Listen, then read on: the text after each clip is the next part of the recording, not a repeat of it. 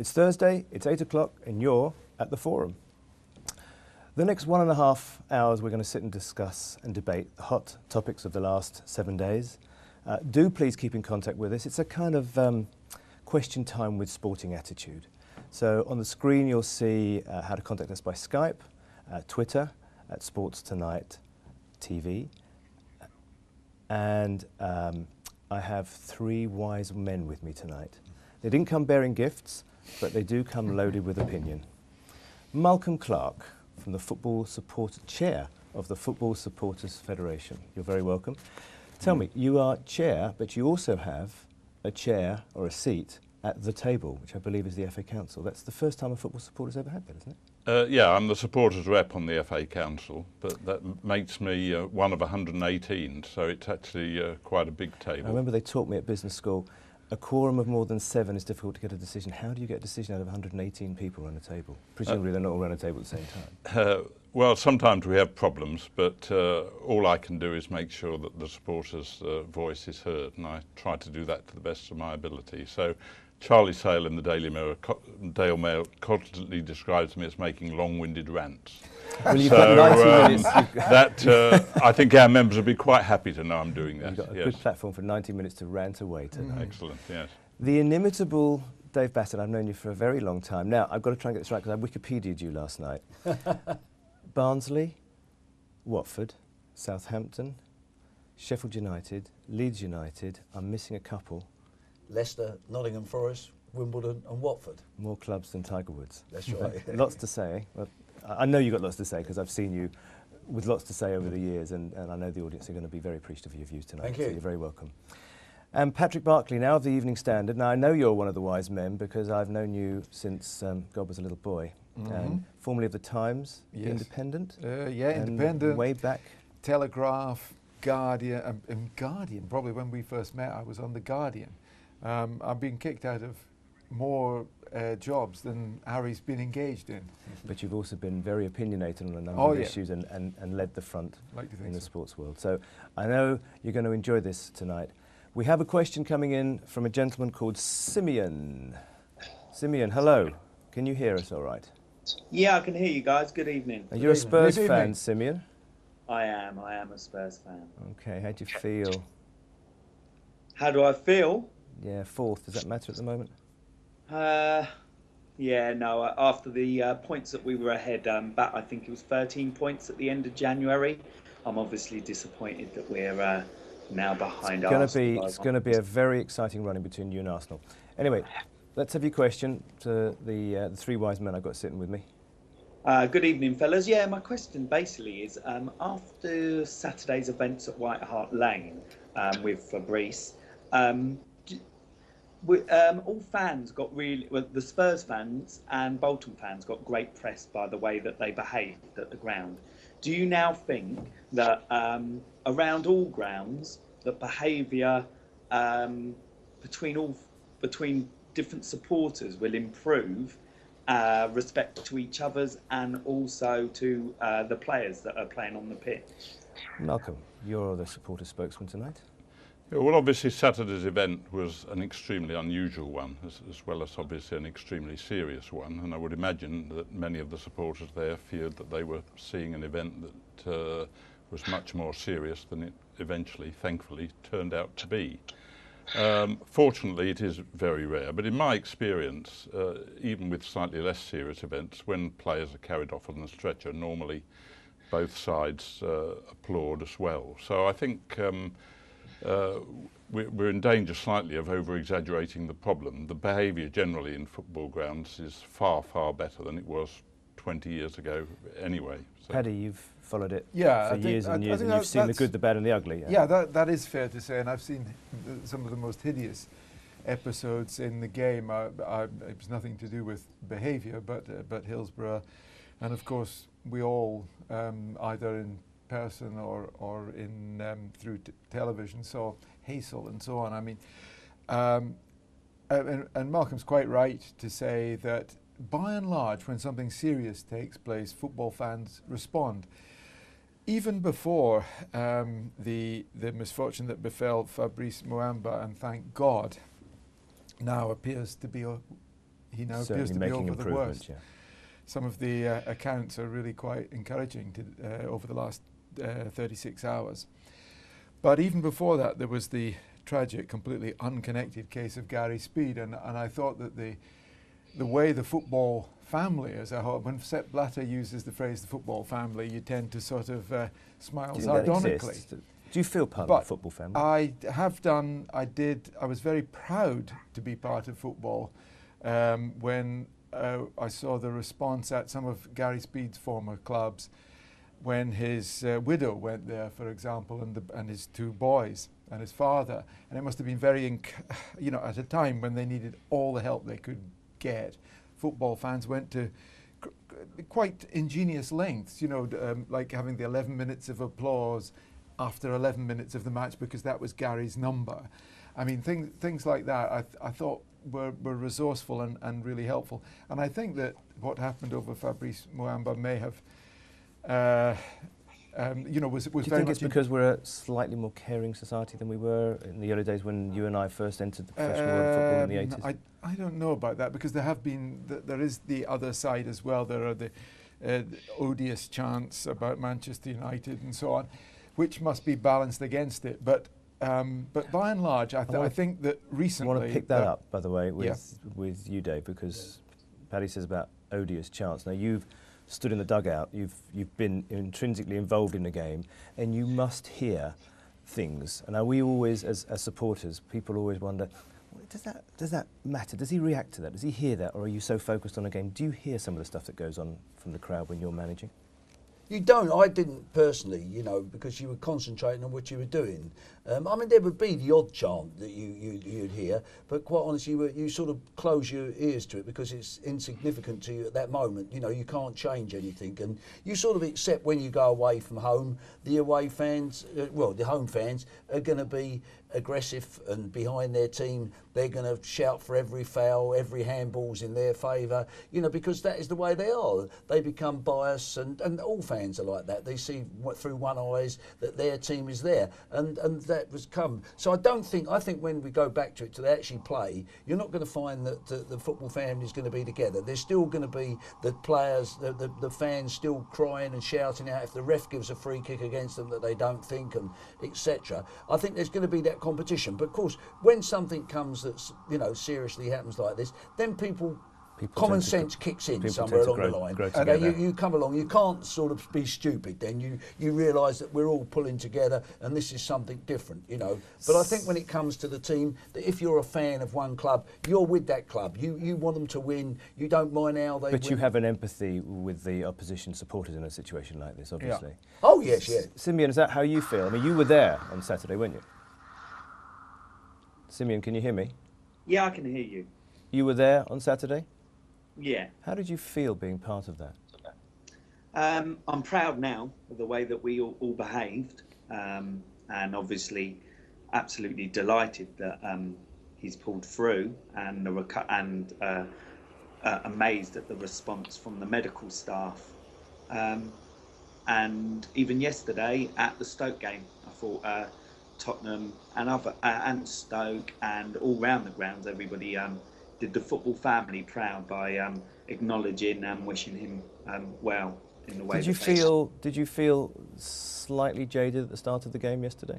Yeah. I think it was quite a weird atmosphere going to the game. I wasn't totally sure if maybe it was a bit too soon, but I understand the club felt it was the right decision. I think you would have a bottleneck of fixtures otherwise.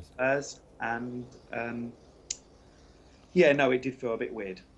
So will you take that back with you, Malcolm, as you, I know, discuss supporters' issues with the FA? That must presumably make you feel very gallant when you sit around that big table. Well, yes. I mean, I think at the end of the day, football supporters are human beings. A lot of what goes on in the football ground is theatre, really, to be honest. But you get 30,000 people in one arena in any walk of life, and let alone the emotional tribalism that exists in football. And that's one hell of a commonality of emotion. Yeah, the difficult thing is to try and reach agreement about when the line is crossed, and that's quite difficult. You had reference earlier to chants about Hillsborough, chants about Munich, and I think 95% of people would say that's when the line is crossed. But nevertheless, some people still do engage in that. Pick up on Hillsborough for a second. There are players that were born in the Liverpool area who still today won't pick up a copy of the Sun newspaper because of that. Yeah. Oh, yeah, as a journalist, how does that make you feel? Well, it's a very complicated issue, that one. But You've got at least 30 seconds on it. All right, there are a lot of. Let me just broaden it. There are a lot of things that, as a journalist, that I find that I'm ashamed of, and I think there are quite a few things that have happened over the years that, as a football fan, that I'm ashamed of. But Hillsborough, I can't discuss that in 30 seconds. It was just, for me, I was just curious. It's such an emotion, and it's lasted, obviously, for a very long time. Yeah, understand. Dave, you've been involved in football at all different levels.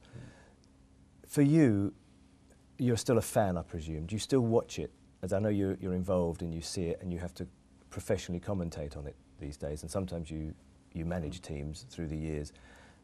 Do you see football still as a fan, and do you behave like a fan still after all these years?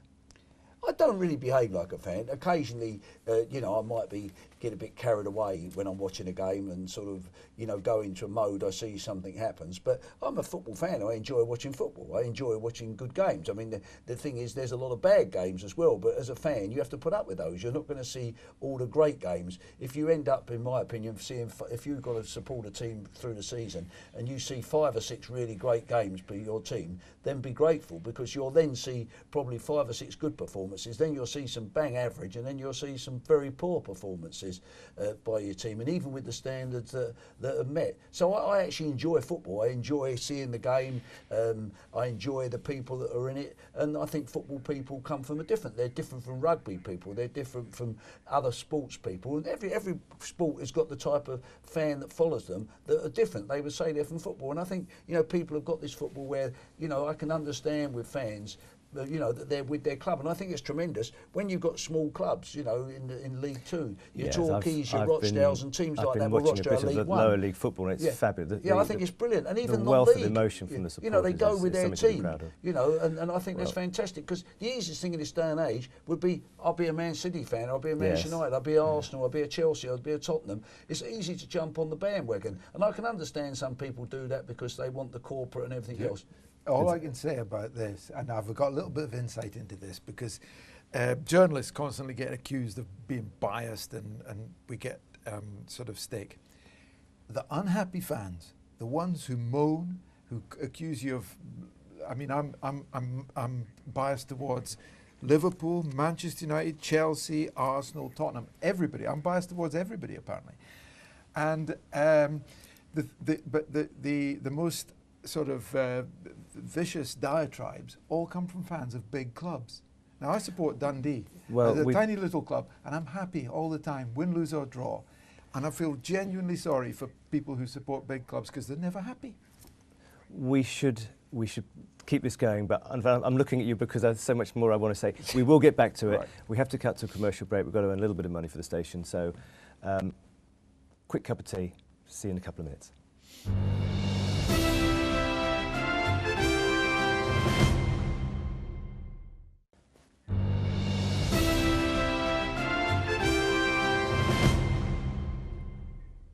And welcome back to the forum.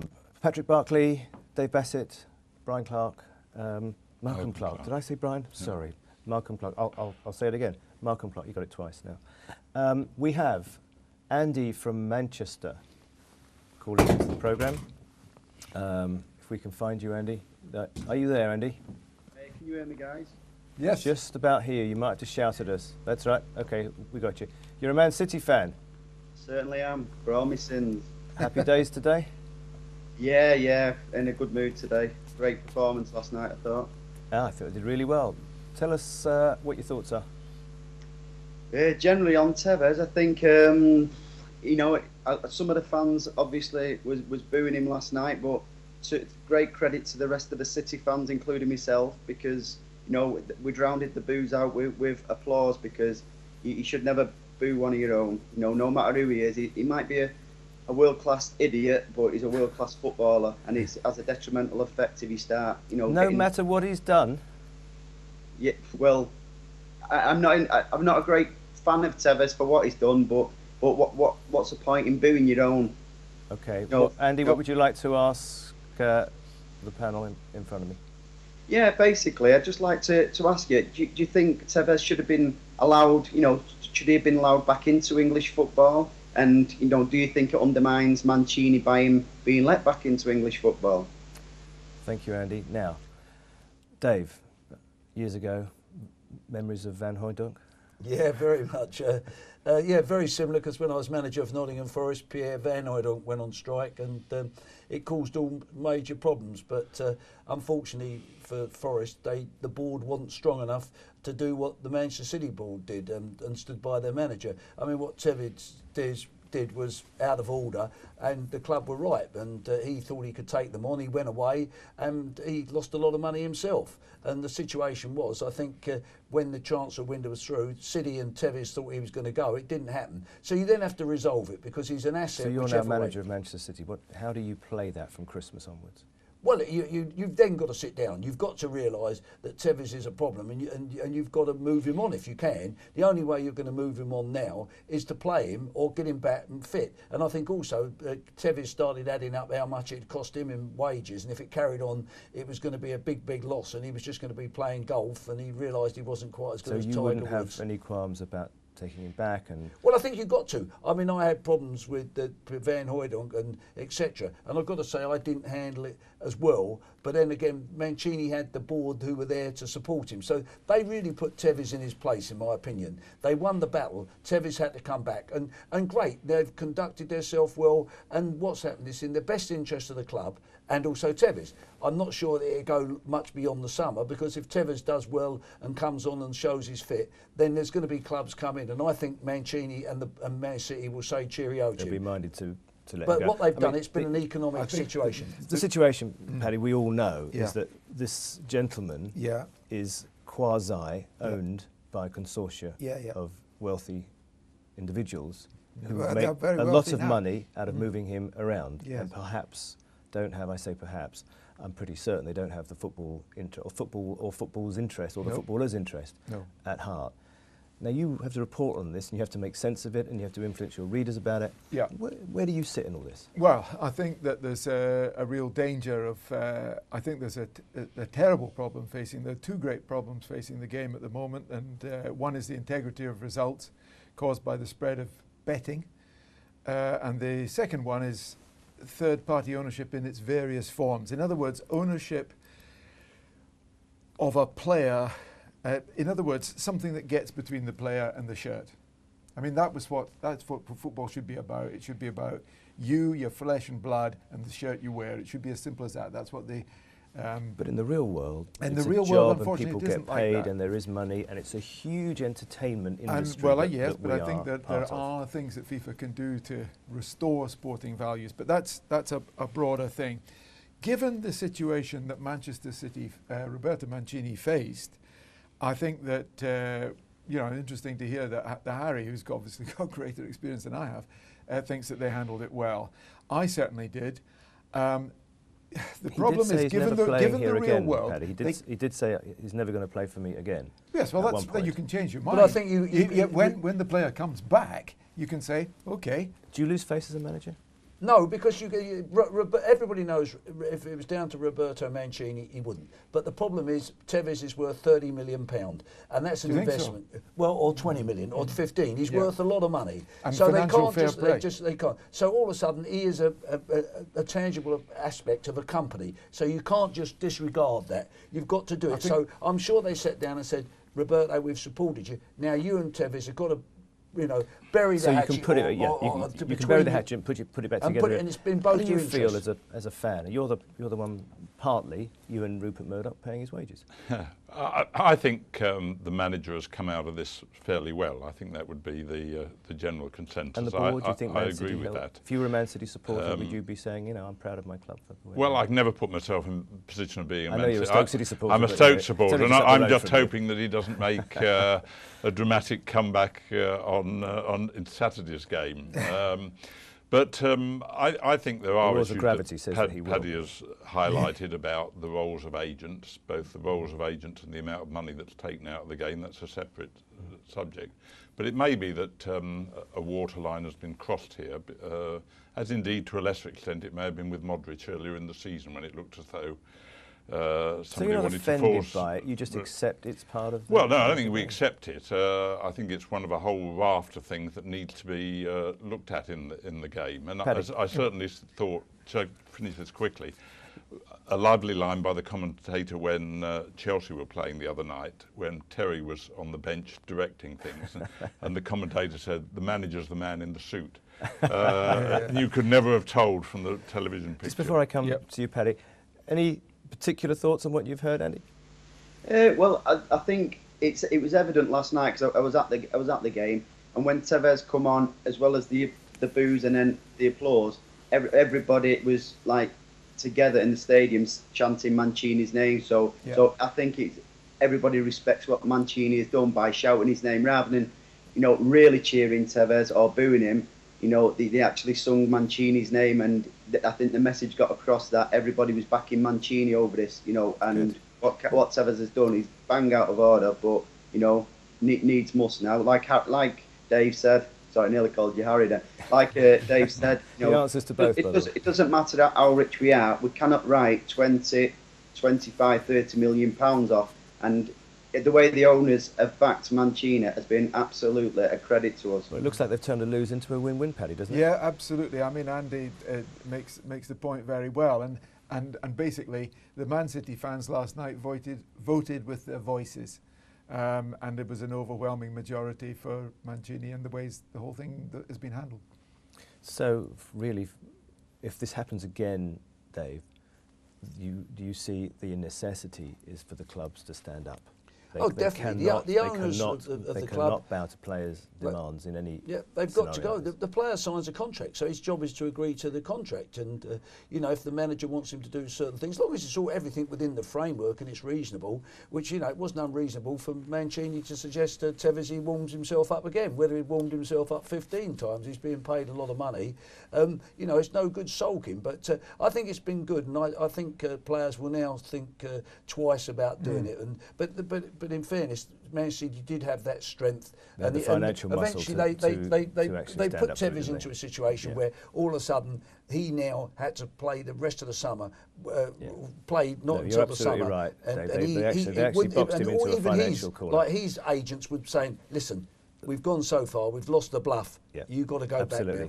One quick question: would you have him at Stoke, Malcolm? Well, I think in footballing terms we could certainly use him, but I don't think Tony... It was sort of tongue-in-cheek. I just wanted to hear you. I just wanted to hear a football fan's view of it. Yes, of course we'll have him. Yes, I don't think Tony Pulis is the kind of manager who takes much nonsense from players, actually. So that's a good thing. Yeah. Andy, thank you very much. That was a good question. Jim from Swansea, you're very welcome, my friend. How are you? Hey guys, how you doing? You all right? Yeah, thank you. Fine, thank you. We're all in good shape. What's your question? Yeah, well, my question is related to how the English teams have performed in the European competitions this year, and it's sort of on the basis of, that England, English teams haven't performed very well. Do the panel think that the Premier League is still the greatest league in the world, basically? Interesting one. Paddy, what do you think? Are we still the supreme league in Europe? Or do we still make the best teams in Europe? Well, no, we don't have the two best teams in Europe. The two best teams in Europe are, apart from Swansea City, who are just Barcelona in disguise, as far as I can see. Absolute joy to watch. Yeah, but the two best teams in Europe are Barcelona and Real Madrid, no question about it. A division almost above the rest. But that doesn't mean that English football is falling behind, has suddenly lost it. The reason that the English clubs are not strong in Europe is purely individual. It's nothing to do with the strength of our football or otherwise. It's that Manchester United are rebuilding. I mean, you saw it in the Champions League final last season. Man United went there and were given an absolute lesson by Barcelona. I mean, it was a slaughter. Manchester United had, I think, one shot on target and it was a goal.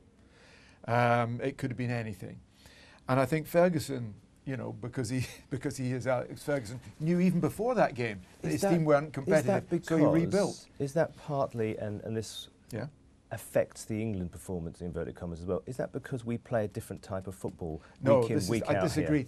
I totally disagree with this analysis that because we play gung-ho football that we fall behind. I mean, anybody who saw Napoli, for example, or Athletic Bilbao, It was a bit Route 1. they attack. You know, I mean, they're very offensive teams, and they attack and defend in a unit, which is what any good team should do, and what the English teams try to do. Yes, the defending will appall people in the English Premier League, but all you have to do is watch La Liga or even Serie A now, and you'll see what George Graham, you know, the old Arsenal would call horrendous defending.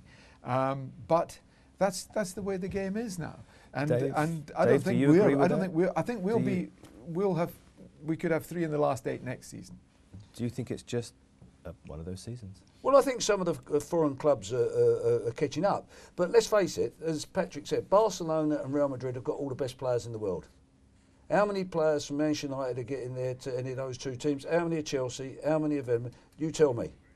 They got Messi up front. They got Ronaldo. They're not going to take. Would they replace him? We pay the best money in the world. Should we not? Well, have we the best don't players in the know. I world? think Manchester United and Barcelona, Real Madrid and Barcelona, I suspect, play as much. I think they're certainly the tax regime's a lot more kind. Than Yeah, others, I mean, you just saw our Atletico Bilbao destroyed Manchester United. I've never seen a team go to Old Trafford and do what they did at Old Trafford. And they're 5th in the league. Now, you imagine, I think the top Spanish 6 are better than our 6. And, you know, I think our lower teams are technically, harder. or just from a coaching I think technically, in the way they play a new attacking game that's totally foreign to our league, because these teams are very direct, Valencia and everything else when you see them. It's not like when you're saying back from front, but what they do is they turn the teams round, they turn defences. In England, we play everything into feet. I want to ask you a ridiculous question, because the man's a complete icon.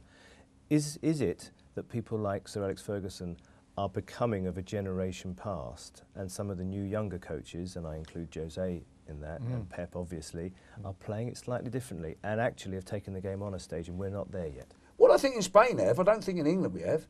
You know, there's been coaches in England who haven't taken it on the next stage. No, that's what I'm saying. But I think, do you think the game in Europe, and Spain in particular, when you've got the best players, you know, it makes a bit of difference. I mean, Harry Redknapp talks about having the best players. Well, if you've got the best players, that's great. But when all of a sudden you've got the best players and you meet teams who have got equally as good players, then it comes down to the coaching ability and the tactical nous of everything else. So when all of a sudden you come up against the top countries, not only have they got players that are as good as yours, now it's how good you are at picking their strengths off from their weaknesses. I think you make... Sorry? Said you were shaking your head. Oh, no, I think you're making a good point. I don't think Alex Ferguson, if you take the European performance, and okay, Athletic Bilbao were a particularly good example, but Basel wiped the floor with Man United at Old Trafford and only got a draw. I mean, teams, particularly European teams, but Benfica outplayed Manchester United in Lisbon. Well, you take Sporting Lisbon, who ain't going to be in there. They've done Manchester City over 2 games. Absolutely. And Manchester City with all those players there. Chelsea, they've managed by the skin of their teeth. If Ashley Cole don't clear that one off the line in Napoli, absolutely. It's all over. Yeah. I'm sorry to go on about Swansea, but I mean, I think there's been good coaching in the Premier League this season. And Brendan Rodgers, I mean, I honestly, I think they played fabulous stuff. Well, they've done well. Let me just but what you're missing the point. His manager's done brilliant. Oh, he Brendan Rodgers has done Brendan Rodgers done half a season. Tony Pulis is in his full season. I wouldn't Let's deny see that. if Brendan's Hello, keeping Swansea there in 4 years' time.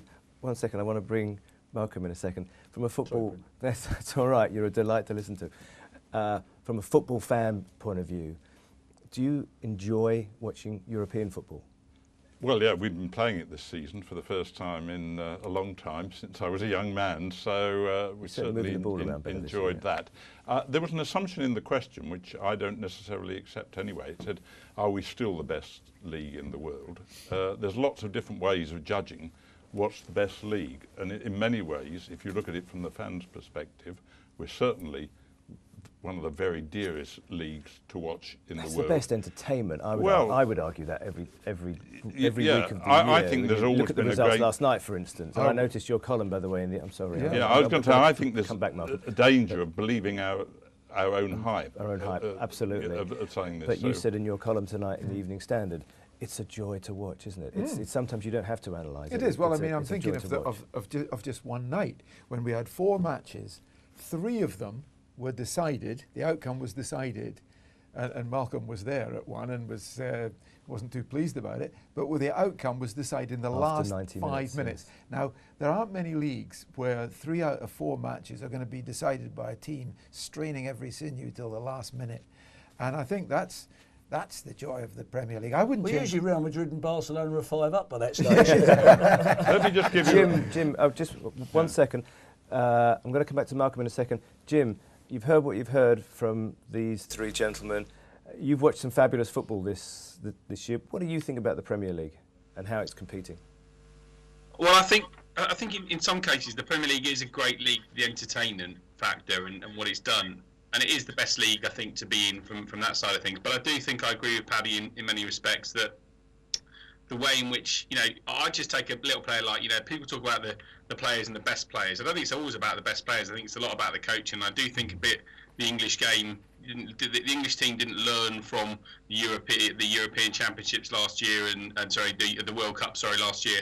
And I think if you look at a player like Leon Britton, who was in League 4 a few years ago, everyone was saying that the guy hasn't got talent, and yet now he's supposedly the 3rd best midfielder in the country as rated by Premier League managers. And that's a guy that's just been coached and taught football in the right way. So I have a belief that even though the league's the best league in the world, the talent and the way in which the game is played is moving on, and I'm not sure the English clubs are staying with that. That's a very good point. Leon Britton has the 3rd most touches of the ball, not the 3rd managers there. It's what you do with the ball. Sometimes people get. He was voted by, in the Premier League managers all had a poll, and they said after Yaya Toure and David Silva, he was the one midfielder. He was the one midfielder they wanted in their team. Well, I'm not sure. I think that might have been the Sun doing their survey. I'm not sure they've got every manager that said that situation. If he's that good, he'd be sold from Swansea this summer, wouldn't he? Let me come to you. Last word, as a football fan.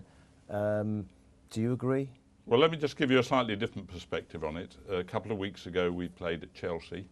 There were a very low number of Stoke supporters there because it was £47 in the lower tier, £50 in the upper tier. The average age of Premier League supporters is going up. If you ask me which is the best league in the world from a fan's point of view, I'd say the Bundesliga. And there are problems that the game has got to tackle about how it uses its money. And it's in danger of pricing itself out for a lot of ordinary fans. I think we're probably going to address that in the coming hour. Fine. So, I think also, John, that I think. Sorry, I cut you off, Dave. Go on, so please. I'm just saying, I think some of the Premier League sides that mentioned, I think we've been doing well in Europe, and I think they've taken liberties by putting out reserve sides and just weakened sides to beat Bâle and Ajax and things like that. And it's not been, thank God, it's not been good enough. No, you're absolutely. I mean, they've had a bloody nose, and I think I hope they learn from this. I think the football fans will echo that sentiment. Gentlemen, that's very good. Thank you very much for that. We've got to go to a commercial break. It's going to be another couple of minutes, and please come back. We'll see you shortly.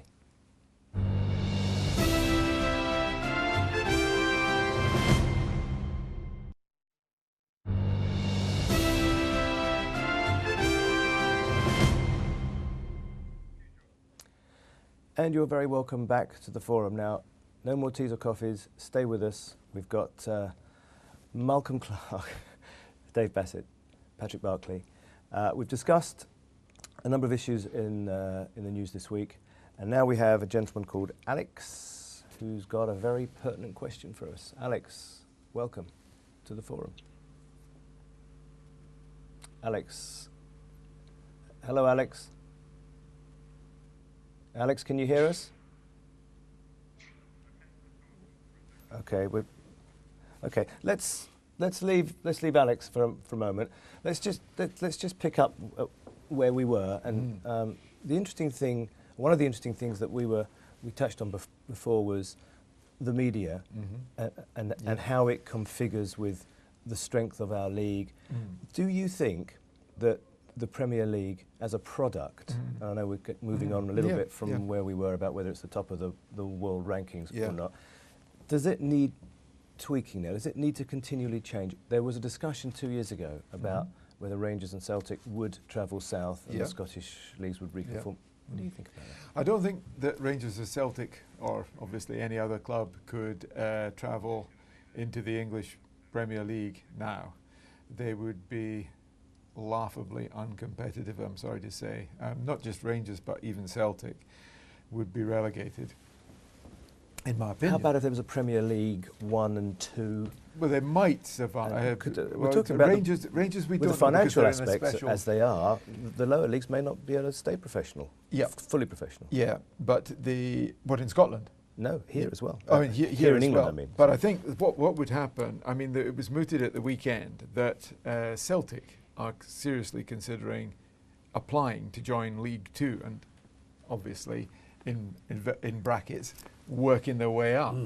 I personally, people keep telling me it's a non-starter. I personally think it's a very good idea and an ideal solution to what has become a dead end for these massive clubs in their own country. Rangers, of course, are a separate situation because they're... There's an opportunity there. Yeah. Where do you see Celtic and Rangers as a playing item in our leagues? Where do you think they fit? Don't see it. Div Don't 1 see it. Championship? No, why? They're not in England. You don't see it. You don't see it as a theory, or you don't see it. Not in Cardiff, but they've been all part of the Football League for many years. I can't see that the clubs are going to vote for it. I mean, what do you do if you're top of the Fleetwood, you're top of the conference, and all of a sudden Celtic are going to come in League Two, and you don't get in? The pyramid's there. These clubs are going to have dreams, even if they come up and go back down. But nothing's forever, Dave.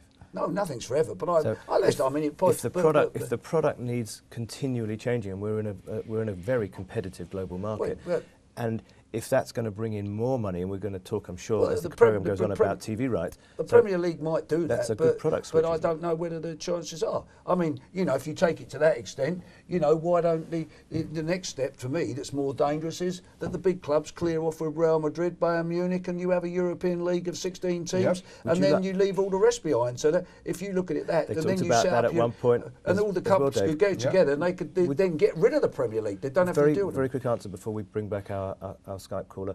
Would you like to see a slight change in the product? Would you welcome a Rangers and Celtic? I don't think most supporters would. I agree with Dave. And I think the question is, what is the problem that the sudden introduction of Celtic and Rangers is supposed to solve? Now, some would say that it's just a continual change of product. I mean, you look at, for instance, the confectionery counter these days. Every product from a Cadbury's Dairy Milk to a Mars bar is evolving and changing. They're putting new product lines alongside them, making them green instead of blue or whatever. It's just the evolution of product, and we are a product. Well, we don't talk of it really as being a product. We talk as football as being part of the community and part of the tradition of it. I think the problems that the Premier League have got about pricing out fans, sometimes the uncompetitive nature of it, etc., can be solved by the Premier League itself. I mean, one of the biggest problems now we've got is these huge parachute payments, which make it more difficult for clubs to rise up the league. And I know we might talk about that. So there's still things. There's still work. It's still a work in progress.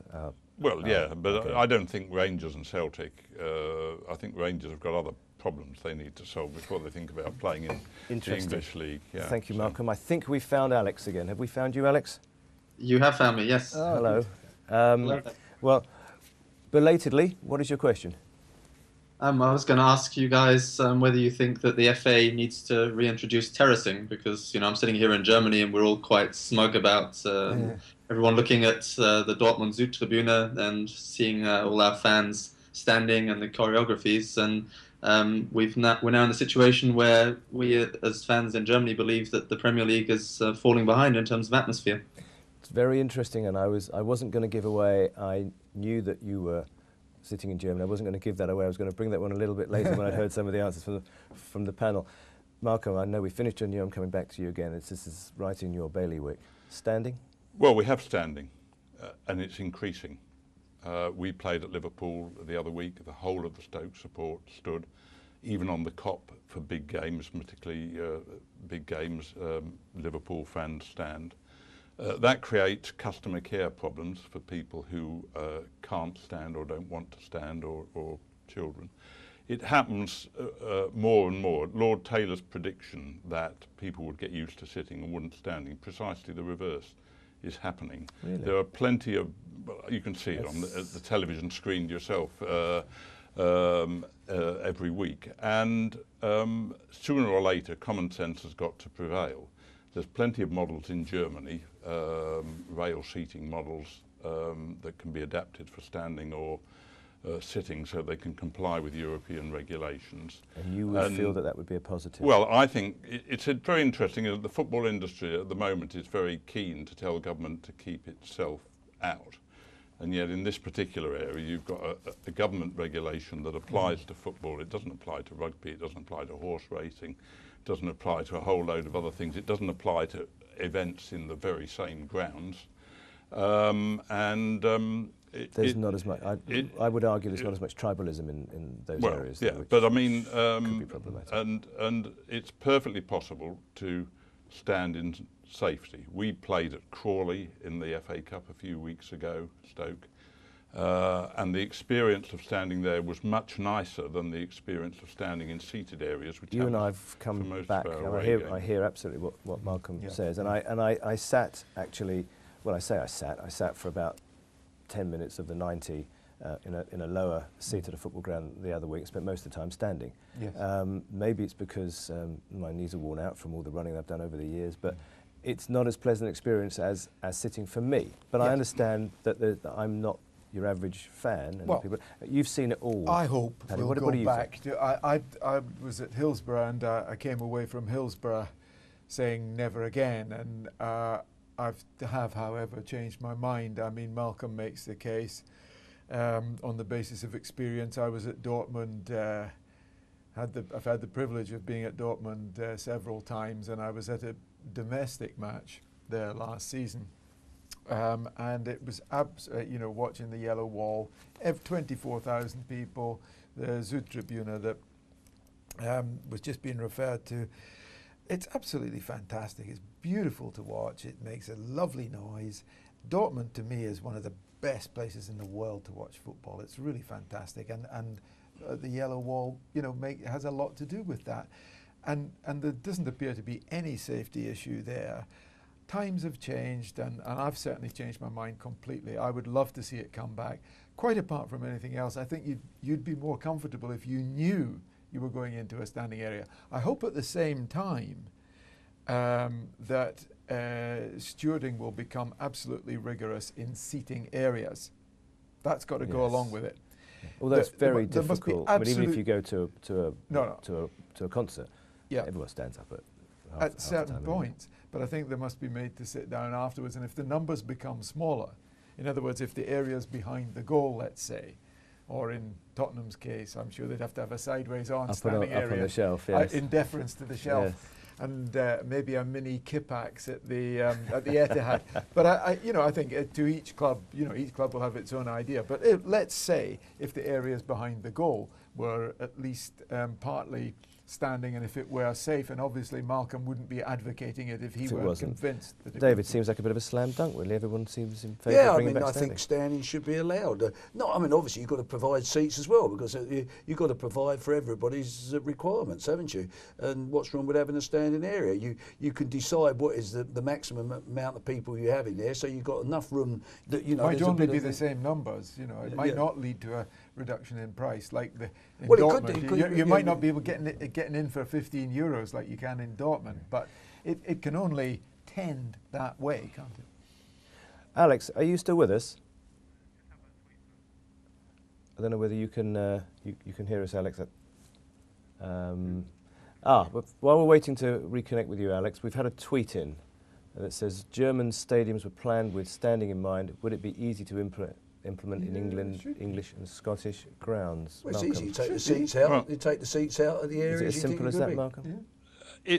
It will vary from ground to ground. At some grounds, for example, you've got seats which are screwed onto the former terrace areas. So it's as simple and as so that would be screw 'em in and take 'em out. At other grounds like our own at the Britannia Stadium, if the club was thinking of filling in the 3 open corners, that would present an opportunity. So you'd have to have a look at it stand by stand, ground by ground. Okay. And the bottom line is it would have to comply with the Green Guide, which Of is what course. defines what a safe ground is. Let me get back to Alex a second.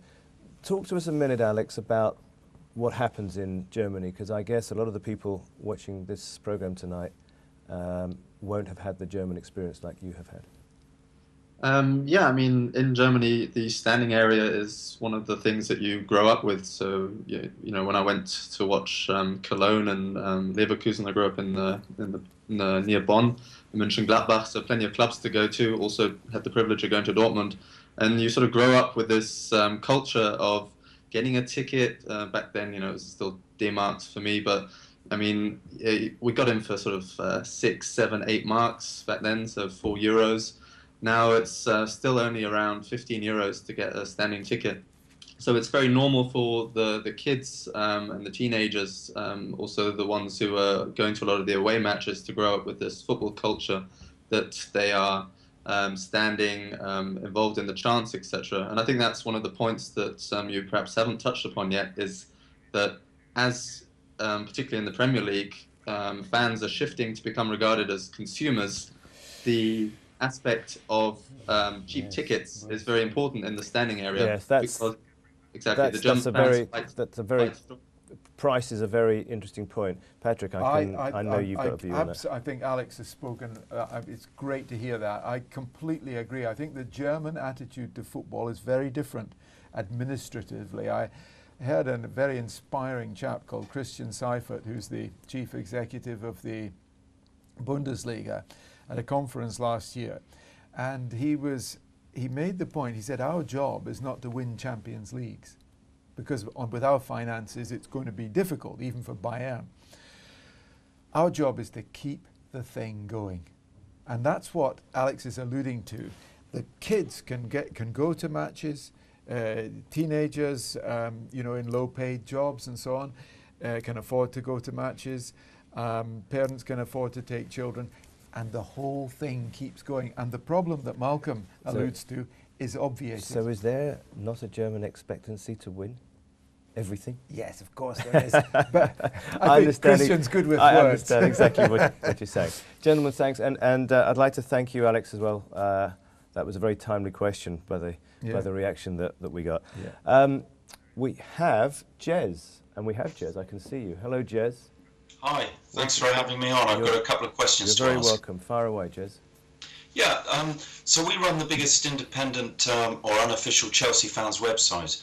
And the question we've got, particularly for Patrick, but Dave as well, was somebody of AVB's experience. You know, he was 33, 34 when he came to Chelsea. Was he doomed to fail from the start? And that's the first question. Was he really doomed? Could he have not made it? But secondly, who do you think would be the best person to fill those shoes now? Okay, Dave, let me come to you on this, because you've been in that hot seat. You've stood in those shoes. AVB, was it a disaster? Could it ever have succeeded? I don't think it could have been. I feel sorry for the guy. I think you know, they should never have approached him. He's a young guy. He was relatively inexperienced, although he'd done very well. And he was coming into a club, and his agent, who advised him, should have been telling him, no, don't go. Actually, Jose said that. Yeah, did he? Oh, I didn't know that. He said the same thing. He actually I saw a good comment from Brendan in a year or two's time. When somebody mentioned Brendan Rodgers. Brendan said, I'm trying to build my reputation, not destroy it. Yeah. You know, which is there. Now, AVB is the same age as Frank Lampard. If you'd grown up with them and you'd been in with it, it's a different cup of tea. I was at Wimbledon and I grew up with the players, and I was able to move into that spot because I'd grown with them. AVB didn't. He was coming in, and he's got players who are in the twilight of their careers. They're still good players, but they're not what they were when Josie had them at that particular time. So he came in, and Chelsea obviously needed changing. Now, you know, for me, Abramovich thought, you know, obviously somebody's advised him, but I think it was a disaster waiting to happen. And most of the, you know, managers in my era and people I spoke to, nobody could see it working as a success for him. Everybody knew it was going to end in tears. You said that from Day dot. Did Yeah, you? he's walked away with a shed load of money, and he can sit there quite comfortably if Good that's job what he if set you out can to get be. But I think he should never. Chelsea, whoever advised him, Abramovich, to go for this guy, really needs his brains examining, because he wasn't. He needed somebody who was vastly experienced, who knew how to do and come in with that job. Okay. And also, I feel sorry. His agent should have said, "Listen, Chelsea's not for you now.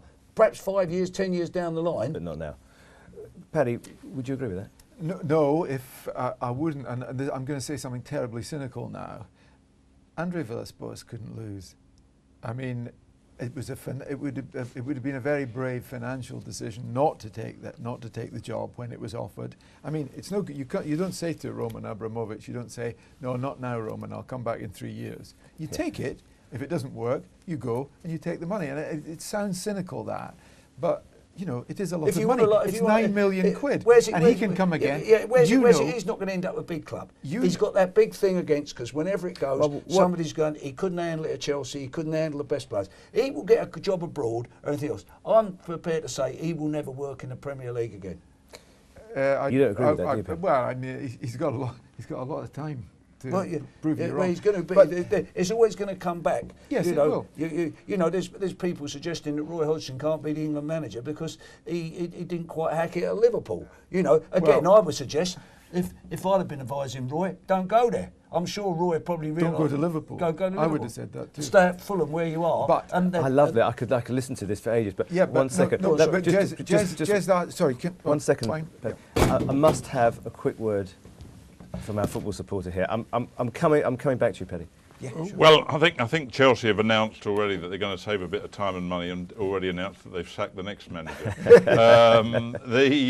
I think one of the lessons about this is that there's a lot to be said for stability, isn't there? That this constant changing. A lot of the most successful managers. 8 years. Eight managers in how many years is it now? 4 years?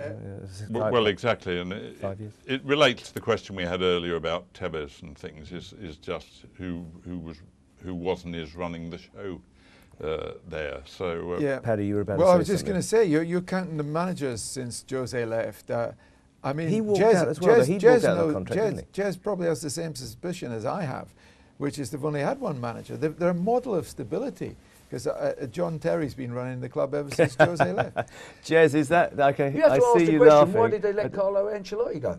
He won the double. Well, that was crazy. That was crazy. I mean, Jez one is second, laughing David. his let head me off. just bring Jez back. About Carlo, Do you agree with Paddy? A poll on our website, so you know we're quite big, and 75% of Chelsea fans wanted Carlo to stay. Yeah. So that was the end of last season.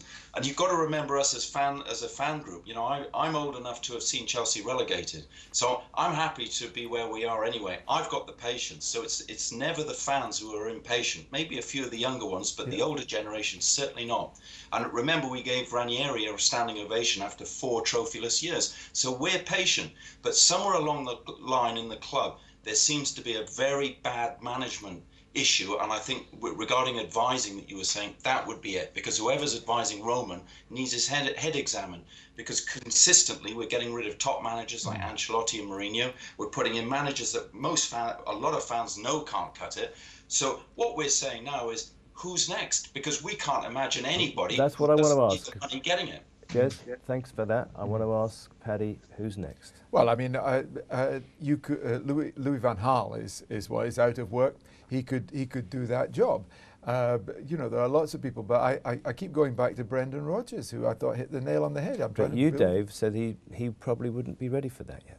I don't think he's ready for it, and I think Brendan knows that. I think Brendan sees that he could see Chelsea Brendan coming for him. And you've got Lambert at Norwich. But I don't think. I don't rising think. young stars. Again, why does Paul Lambert want to go to Chelsea now? Because Chelsea's job is very difficult, because what that team is changing, and you've now got to get the world stars in and everything else and turn that into a team. So that Chelsea job is an extremely difficult job, believe me. Who would you put in there? Why has Gus Hiddink not done it? You know. Well, he did go for £8 million a year too. Well, yeah, but why did Chelsea and everything else? I don't think managers are necessarily be falling over to go to Chelsea. Who would you put in there, Dave? I don't know. All I'd say is they've got to have an experienced manager, and I don't think Brendan Rodgers is experienced enough at the moment. Jurgen Klopp from Borussia Dortmund, who's done marvellously well. But again, we're talking about a different league, a different. But he comes from a zone. different culture. Yeah. And he would, I mean, he might make some money, but he'd become unhappy. It wouldn't, I mean, if as Harry says, I mean, he knows if no matter what money is on offer, the experience of Villas Boas will make that quite unattractive. I think you're right.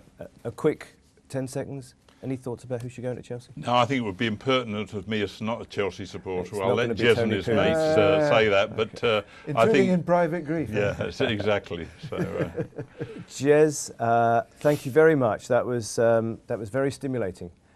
We've now got to go and earn a few more bob again to pay for it all, at least pay for the cabs home. Don't go away. We'll be back in a couple of minutes.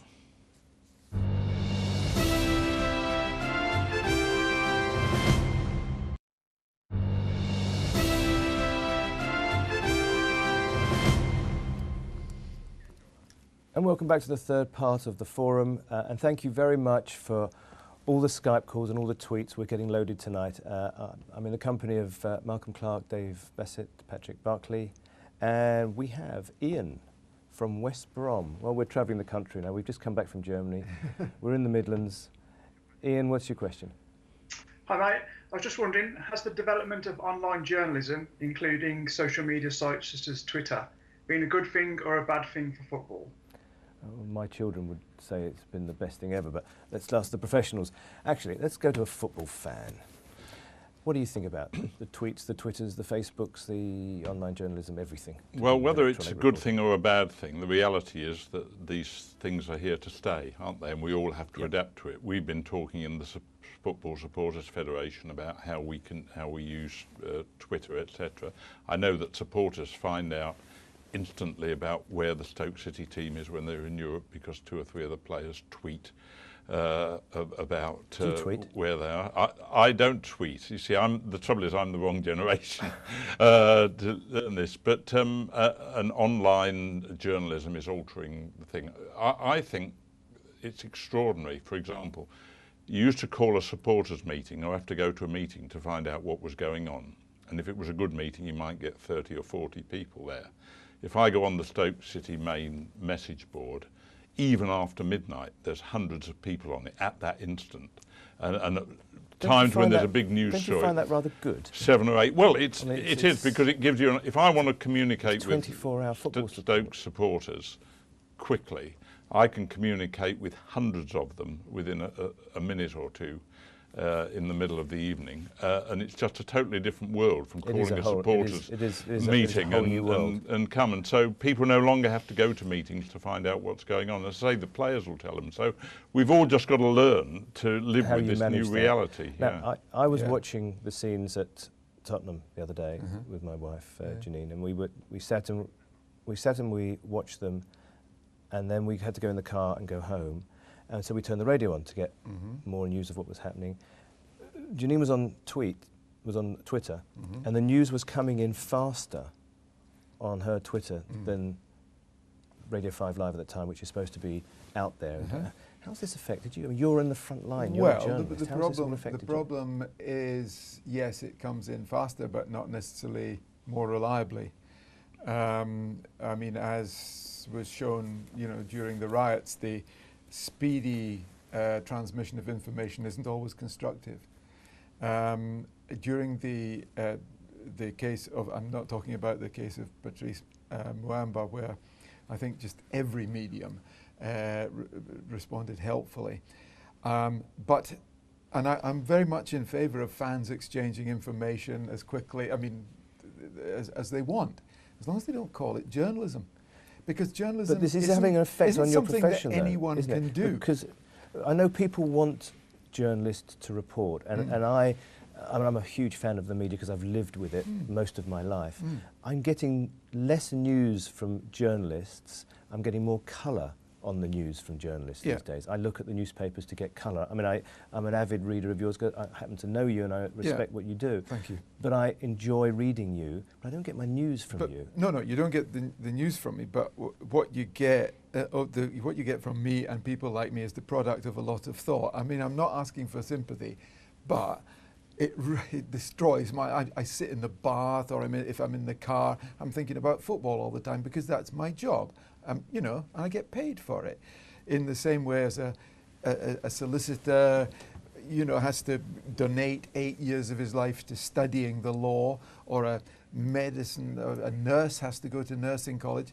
You know, you have to prepare for your job, and it's simply not true that a man who, you know, an ordinary bloke in the street who has his work cut out raising his family and doing his own job should also be posturing as a footballing journalist. I mean, the fanzine movement was very helpful to journalism because you had people doing what journalists doing and thinking about it. Inside the situation as well. But when you have people firing off blogs and tweets and so on, that isn't journalism. Okay, it's just nowhere near. Here's an example. Scott Forbes has tweeted us to say, online journalism has positives and negatives. It breeds impatience and hysteria.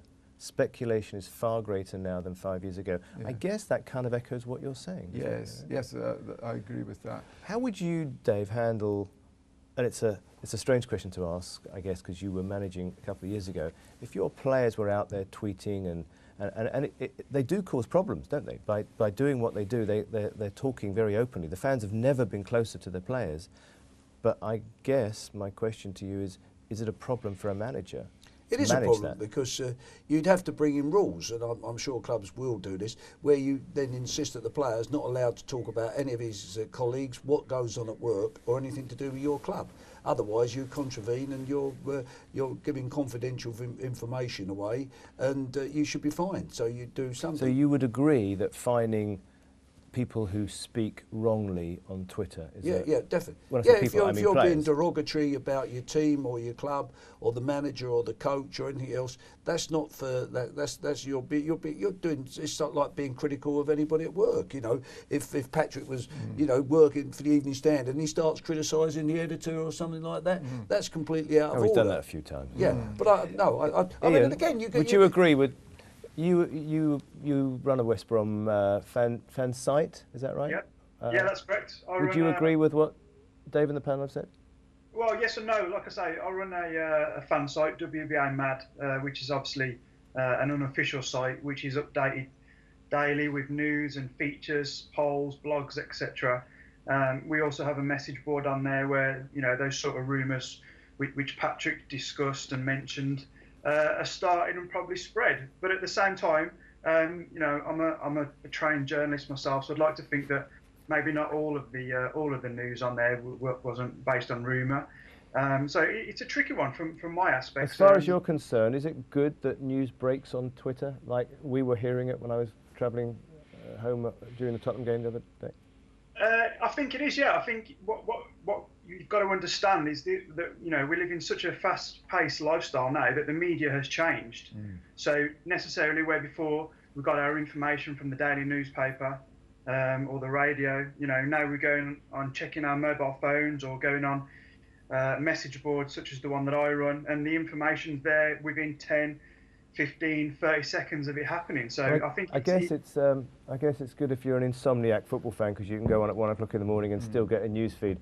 Ian, thank you very much indeed. Last word, Paddy, you're right in the heartbeat well, of I this. think Ian and I really understand this. I mean, I didn't know that Ian was a journalist, but I mean, clearly he understands the difference between journalism and the standards that are imposed on you. And my word, we don't half fall from them. You don't need to, you'd have to have not watched the telly for several years to know that we don't fall from them, but at least standards are accepted. Whereas people chatting, that's fine, that's great. So there's a dissemination and I think there. there's a okay. Yeah, absolutely. Thank you, gentlemen. We're going to go for a quick 2-minute break. We look forward to joining you again, or hopefully you joining us again in a couple of minutes.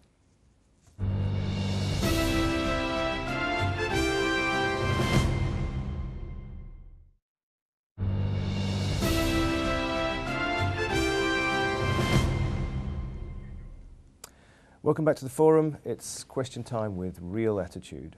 We're heading into the final straight, and I want to invite Alex to ask a question to the panel. Alex, what's your question, my friend? Hi, guys. I just wanted to ask, in the 1980s, obviously there was the dramatic rise of the old Wimbledon side, rapidly progressing through the leagues. Do you think a similar feat's possible either from the current Wimbledon side or any other side in the modern era? Now finances play such a huge role in the beautiful game. I guess we'll go to the man responsible.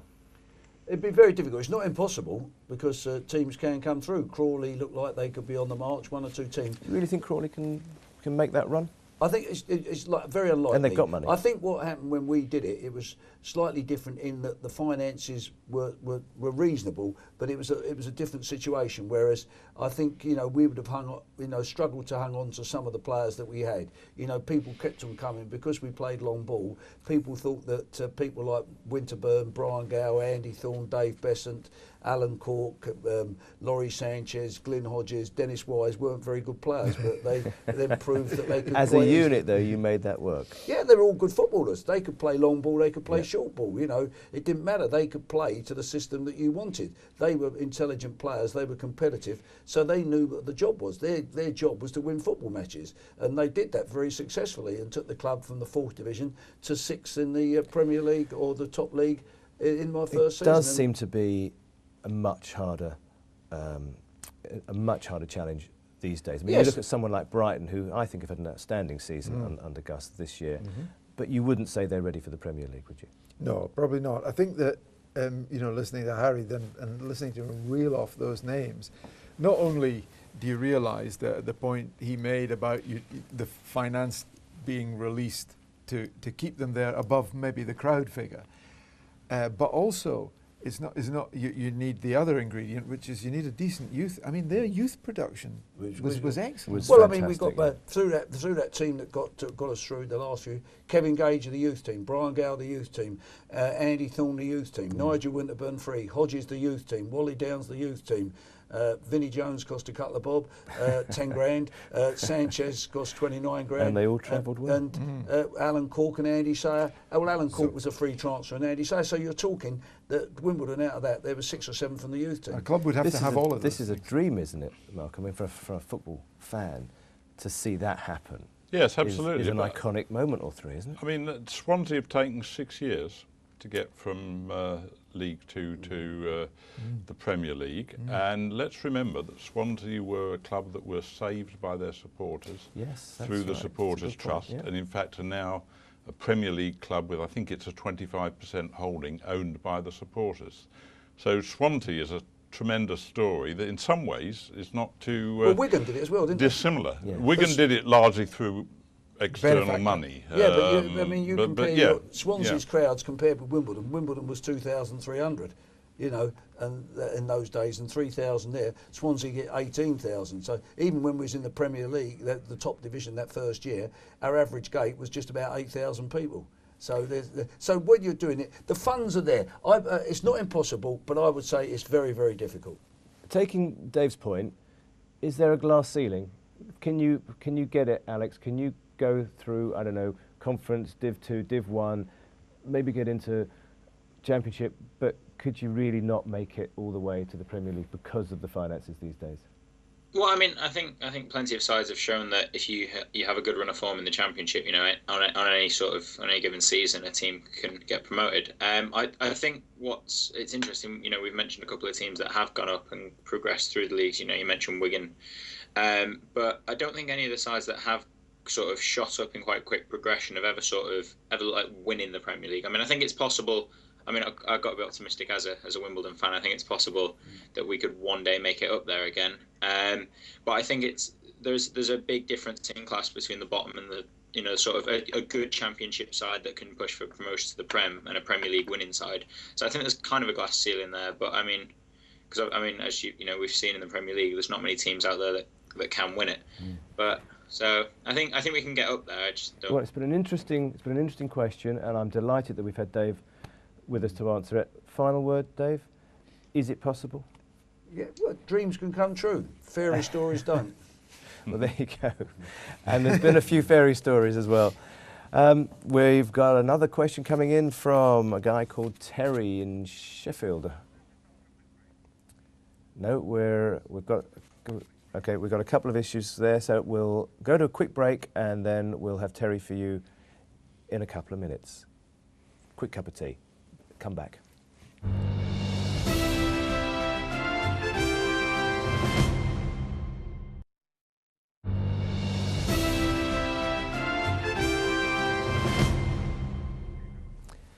And welcome back to the forum for the last part of tonight's programme.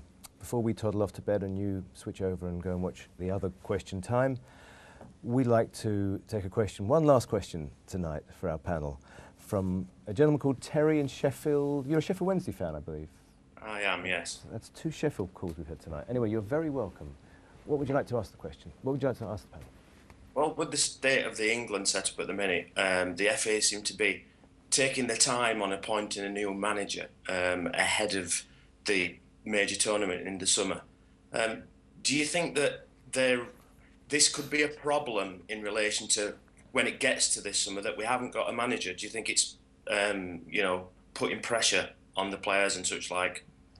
It's a very interesting question. I'm going to come to Paddy because so many people in the game think that the media choose the next England manager in any event. So, yeah. Well, who's the next England manager? Well, I can should assure he be you appointed that now? I can assure you and Terry that if I had anything to do with it, it would have been handled in a completely different way from the way it's been handled. It should have been done within minutes of the decision being taken, not the following day, not even that evening, that same afternoon, as before Capello's car had hit the North Circular. They should have made an approach to Tottenham Hotspur, assuming that they wanted Harry Redknapp. They should have sorted it out by the end of that day, because the tournament, and Terry's probably just one of millions of England football supporters who are concerned that it could be embarrassing in the summer when at the European Championships, and I would say even beyond then, because if, let's say, I mean, it's obvious that Stuart Pearce will have to play a major role in this championship while preparing for the Olympic Games. This is the biggest mess imaginable. But so the indecision is making it worse. The indecision, the FA's indecision is final. I don't know what. Although they will argue that they're trying to be non-interruptive to the English game. Well, Tottenham Hotspur's results would argue otherwise. I would say you're probably right. And I'd say Harry Redknapp's body language would suggest that what he needs and Tottenham need is certainty. Now, if it had been done that very afternoon, and if the choice had been Harry Redknapp, it could then have been decided, right, you will come, as soon as the season's over, you will come with us to Ukraine or Poland. They haven't even decided where they're going. Made a very clear decision on that. But that's not the FA's fault, because Capello was in charge then. And then, by the end of that day, the day that Capello left, Harry would be clear. He would be the manager charged with getting Tottenham at that time to be third or even first in the league. Okay. And it should have been all done then. Harry Bassett, you're Harry Redknapp. How are you feeling at the moment? You don't know whether it's Tuesday or Wednesday. Or you just got to get on with your job? Yeah, you've got to get on with the job. You can't use that as an excuse that Tottenham's formed because you're being linked. The press Would that be affecting him then? Will that be affecting him? It shouldn't be affecting him, in my opinion. You know, I know Harry, and it shouldn't be affecting anybody. Harry he doesn't know definitely he's going to get the job, because everybody, supporters and most of the media are saying that Harry's the job. The FA have decided that they're not going to do it till the end of the season. So you've got to get on with it. You know, you can't be there. What about anybody? You know, you but the supporters around are all assuming that he's going to go. If you use that as an excuse, as a Tottenham fan, you're thinking, is that not creating an atmosphere though? Because the Tottenham supporters all think that he's going. Well, he might go, he might not go. What happens if he don't go? What's Daniel Levy do? Does Daniel Levy offer Harry a contract, or does he say, hold on a minute, I'm not offering Harry a contract, or whatever? You don't know where it comes. For me, I disagree. So it's causing instability. With that. Listen, the England team, my wife can pick 6 of the England players, your wife and anybody else. Joe Hart, John Terry, Rio Ferdinand, Wayne Rooney, Steven Gerrard. There's 6. Now it's finding the other 4 to get together. Yeah, but The England manager, it doesn't matter. You can take over at the end of the season because you're there. You're all of a sudden, Harry can't all of a sudden decide I'll buy, Modric from Croatia or Bale from Wales to come and play for England. Well, you know who the England players are. Wait a minute. Who's your wife going to play in the defensive midfield role? Has she sorted this out with Lampard and Gerrard yet? No, she can pick 6 of the players. She can pick 6 of them, can't she? Who's going to be in the team? But it's how they play. You're a Spurs fan for the next minute. Are you concerned? Do you want this resolved? Well, I'm sure that the Spurs fans are probably a bit concerned, and their attitude will probably vary whether they're keen England supporters or not, because quite a lot of supporters are not necessarily that interested in the national team. I mean, I think I take a slightly different view from Paddy, really. I think that the important thing is that they get the decision right for the long-term interests of the game. And obviously I have no idea what's going on, but what I do think is that you can't have an appointment like this made by media clamour, and let's judge it. But Terry's not the media. Terry is a spectator, a fan of Sheffield Wednesday in England, and he thinks it's I'm putting words in his mouth. Gentlemen, we're very close. We're very close to the end of time. I'm going to give you a very quick. No, I think the FA might be wait and see. Is Mourinho going to stay at Real Madrid? Does Arsene Wenger perhaps want to be the England manager at the end of the season? There's some other bits and pieces that are very interesting to find out. Okay. Last but one word is yours, Terry. I just think it needs sorting out pretty quickly. Okay, I'm going to ask you, and I'm going to ask the panel members, who do you think should be the next England manager? I honestly think it should be Harry, but we need to know sooner rather than later. Thank you. What do you think, Malcolm? A purely personal view, I actually would like to see Roy Hodgson, but whether most of our members think that is probably much more doubtful. Is that because you have a sort of Midlands leaning with the Stoke? Well, no, not particularly. I think he's got the international experience that could be useful. That's just a personal view. It's not on Dave? You've got to find the right manager from the interviews, and there's all different aspects. So I'm not prepared to say, because I think there's viable candidates out there. Harry Redknapp's viable, Roy Hodgson, and there's others. I think you're right about that. I've been arguing for Roy Hodgson for 15 years, but basically anyone English. Patrick has had the last word. Patrick Barclay, Dave Bassett, Malcolm Clark, thank you all very much for your work, your endeavour, your thoughts, your opinions, and all the knowledge that you've brought tonight. Thank you. For all of you that have joined us, I hope you've enjoyed it. I hope you'll join us again next week or the week after. In the meanwhile, sweet dreams, and look forward to seeing you again soon. Good night.